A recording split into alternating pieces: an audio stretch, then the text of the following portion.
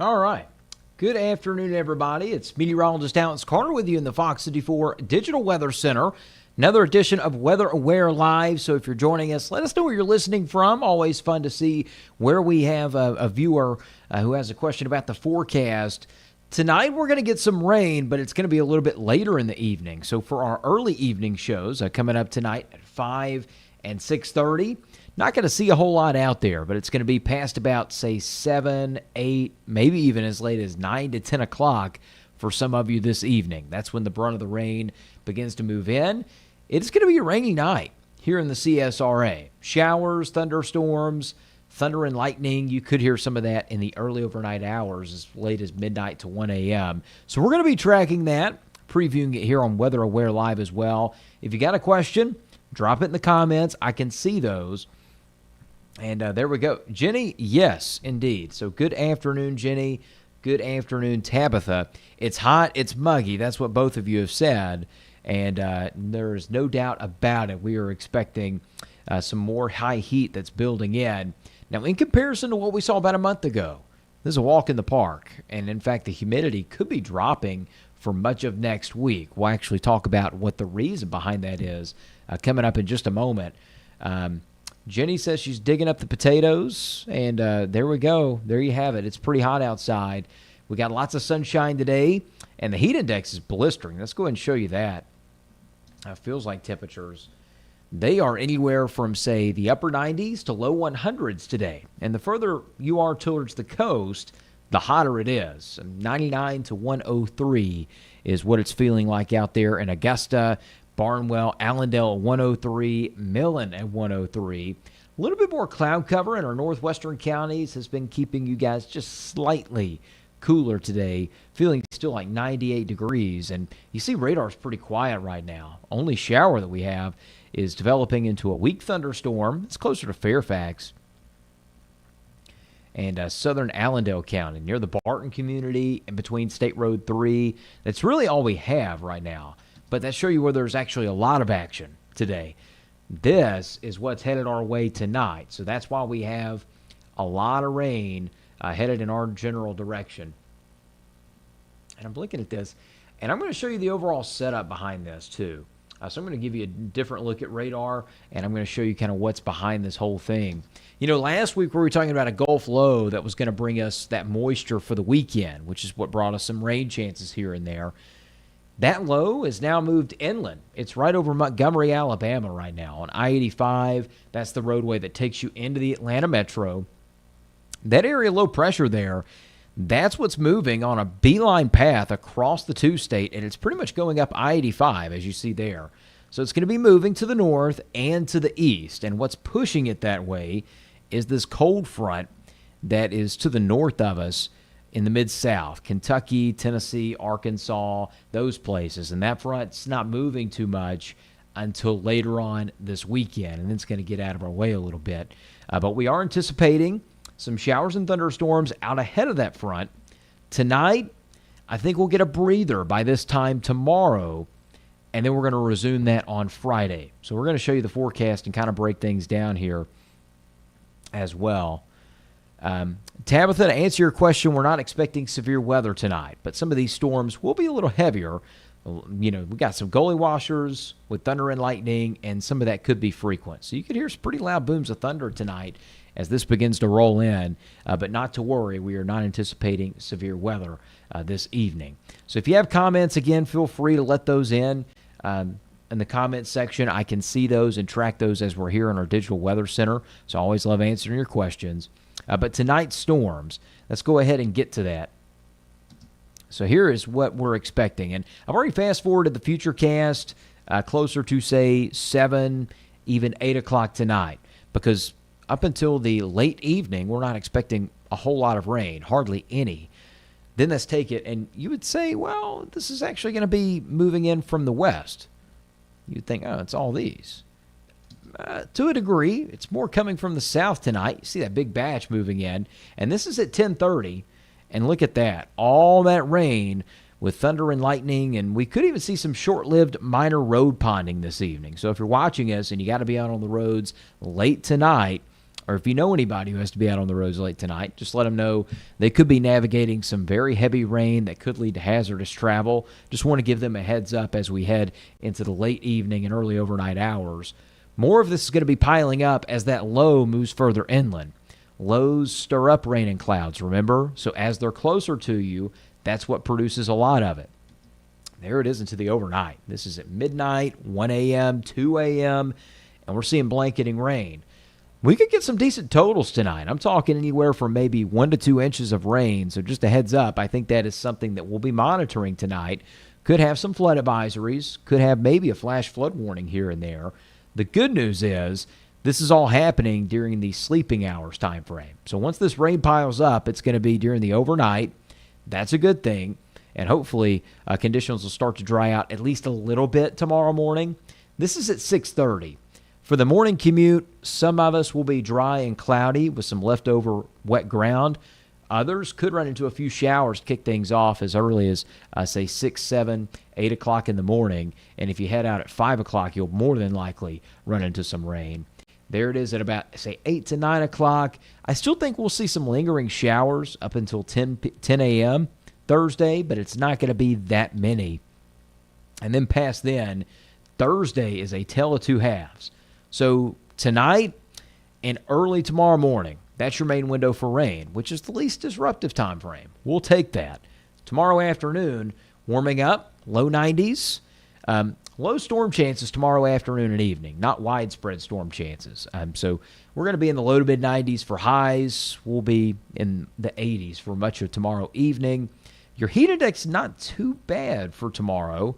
We'll get more sunshine by Thursday afternoon. So remember, it's not going to be cloudy all day tomorrow. A cloudy start, a sunny, hot finish with not a lot of rain. And heat index value is going to be, once again, in the upper 90s near 100. But where we see some of that lingering cloud cover a little bit later, that's where the heat index won't be so bad, mainly for areas north of I-20. Let's run you through your Thursday futurecast, though. Again, let's get the morning out of the way. The rain's moving out, clearing behind it. Look at that. Sunnier skies by lunchtime and through much of the afternoon. High is going to be around 92 degrees tomorrow. Some of us could easily hit 93 degrees. And into the evening, look at that. A pretty dry picture. Not a whole lot of storms out there.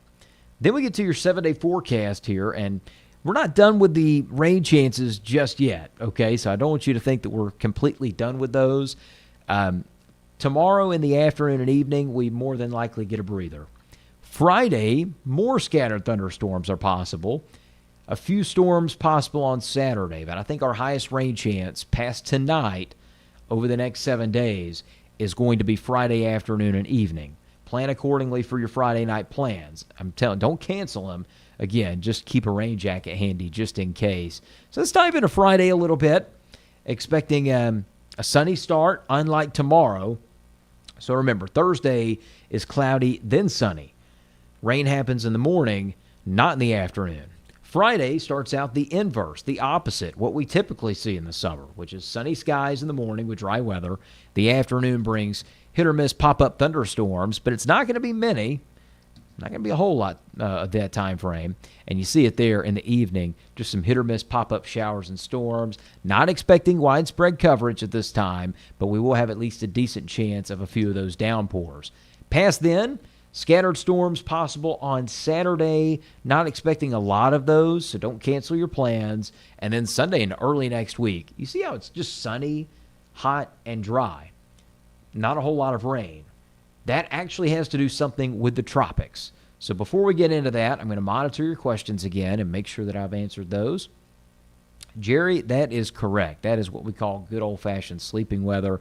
You're spot on that one. Our forecast looking pretty good once we get past even tomorrow morning. It's actually going to be a really nice weather pattern. We'll get a break from the rain, too, in a large part. I don't think we're going to see a whole lot of rain chances past then. So there we go. Got that going. And there we go. All right, so let's get into Erin, shall we? Let's get into Tropical Storm Erin and the latest in the basin here. I must go ahead and pop that up. So Erin is looking a little bit more collected today. The organization process is happening as we enter midweek. By the weekend, this will be a major hurricane. So the pressure's dropping, 1,001 millibars. Once you get below 990, that's when you start to get a more strong storm on your hands. 50-mile-an-hour sustained winds. It's slowed down a little bit, but I think it's going to be speeding back up in the days ahead. You look at the latest track, and this is as of our 2 p.m. or our 3 p.m. update here. Notice that by Monday, this could be a major hurricane, and you see that turn to the north. That's the important part of the forecast, okay? So Erin is expected to turn north. I want to make that abundantly clear because I know there's been a lot of speculation out there about it. We're still anticipating the curve, and that could impact Bermuda more so than the U.S. ever thought about. So still confident that we see minimal impacts from this storm, and here's why. And we'll take a deeper dive into what's steering this. So this big high pressure up here, it's called the Azores High. Why is it called the Azores High? What is Azores? See these little islands up here? That's the Azores Islands. The high pressure that usually sets up out in the northern Atlantic is near the Azores, so that's why they call it that. It's very similar to the Bermuda High, right? That's going to put this storm on a conveyor belt west, and once it reaches that point where it starts to feel some winds from the U.S., it's going to turn a little bit. So you got multiple things that are going to be keeping this out to sea more than likely. The heat dome out to the west, some very hot weather in the central United States next week. We've also got a cold front in the northeast U.S., and that cold front combined with the heat dome out to the west, they're all pushing winds from west to east into the Atlantic. Likely, Hurricane Erin is going to feel that and make its way out to sea away from us, but areas towards Bermuda will really have to watch that system as it curves out to sea. That's something for them to watch, not as much for us. In a worst-case scenario where we see the hurricane move closer to this area, we're still going to be on the west side of it. By the way, this scenario is not happening, but even if it was, we'd be on the west side, which is always the best side. Remember, hurricanes, west side, best side, east side, least side. We're normally on the east side of a hurricane when it's coming out of the Gulf, not so much from the Atlantic side. So remember that. That's a good point of reference as we move forward into the thick of hurricane season. There's going to be more waves behind this one, by the way. So Erin is not the only potential storm that could form in the Atlantic basin even over the next week. So that's something we got to keep our eyes on as well. But overall, again, we're expecting overall nice weather. We get past today, we get past tomorrow, and then we're starting to see more of a sunny, summer-like pattern, and the storm chances go down through the weekend. So overall, really nice conditions. I'm going to leave you with a 7-day forecast before we leave you for just a moment. You can also find us on Fox 54 News at 5. That's coming up in just about 20 minutes. And Fox 54 News at 6:30. And the busier time frame for weather, you can actually see us live as those storms are moving through on Fox 54 News at 10 and 11. And we'll be tracking that rain, talking about a cloudy, wet start to Thursday. And then you see the rain chances through the remainder of the week. Some of that's going down as we head into early next week off the backside flow of Erin. A northerly wind would give us more dry air. That's why we're anticipating at least a drier stretch for much of the next 7 days. So good stuff there. Hope you've enjoyed, and thanks again for tuning in to Weather Aware Live. Meteorologist Alex Carter with you. And again, this segment is more so just a way of us being able to meet you halfway in the forecast. It's not a one-size-fits-all forecast, of course. You see that there. We want you guys to be able to interact with us, get more in-depth about the weather and all that good stuff, and we appreciate your time. We'll see you tonight on Fox 54 News at 5. Enjoy some of that rain coming in.